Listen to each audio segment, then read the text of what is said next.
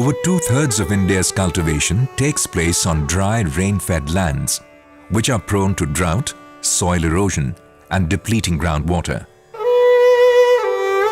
To help increase rural incomes from these arid lands that are home to millions of India's poor, the World Bank supported India's southern state of Karnataka in pioneering a holistic, multi-sectoral approach to watershed development in 7 of its 30 districts.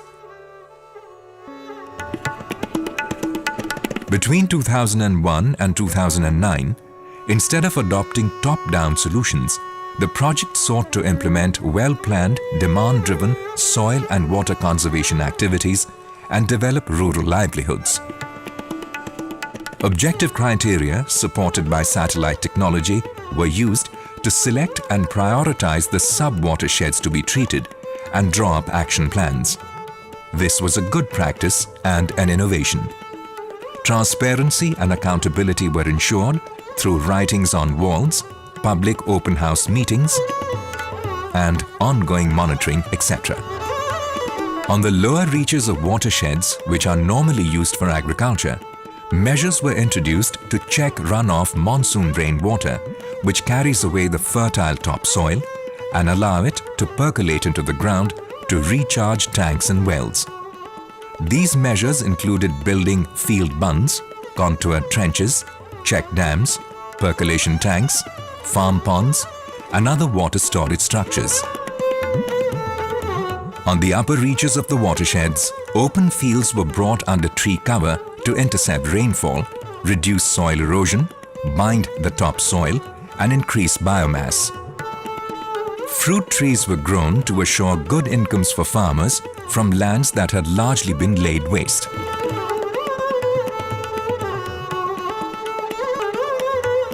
Farmers' field schools helped farmers to diversify crops and select the right fertilizers.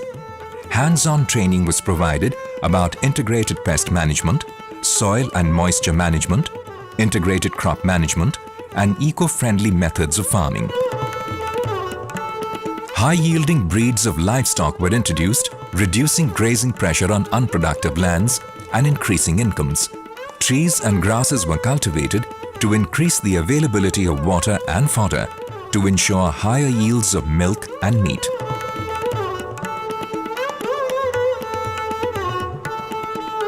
Water bodies created under the project helped introduce fisheries, generating additional income and improving nutrition. While watershed programs generally benefit landowners, the project developed new livelihood opportunities for disadvantaged groups, especially for women and the landless.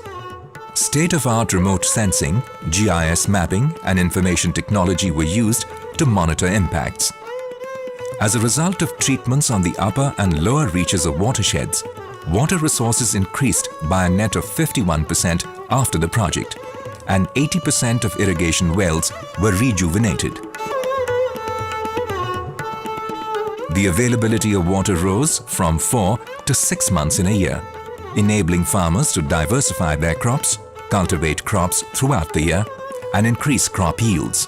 The $119 million project benefited nearly 400,000 households.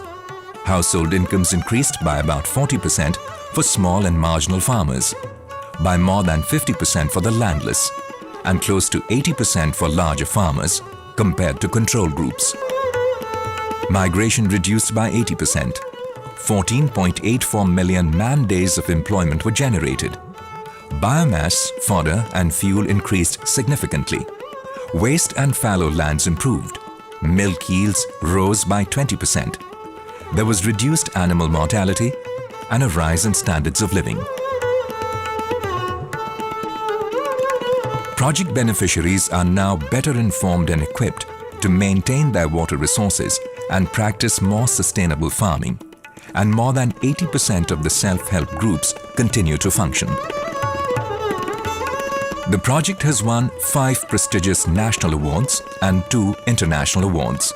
Lessons learned have been adopted by other watershed programs financed by the central government and helped shape new national policy guidelines.